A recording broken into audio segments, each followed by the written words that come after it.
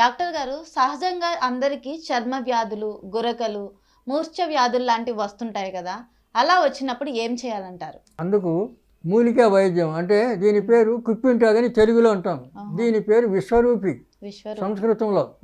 అంటే అన్ని రకాల పనులు చేస్తుంది ఇది. అందువల్ల విశ్వరూపి అన్నారు దాన్ని. కుప్పింట చూడడానికి ఏమి తెలియని వాళ్ళకి ఏమి తెలియదు దీని గురించి. మామూలు పిచ్చి కుసుమ పిచ్చి మొక్క అనుకుంటారు, కానీ దీంట్లో అంత ప్రభావం. ఈ మూలికను నాకు బాగా దుసి దంచాల, బాగా మెత్తగా దంచేయాల.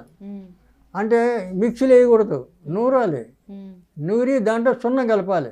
సున్నం పోతే శరీరంలో ఎక్కడ దురద, గజ్జి, ఇది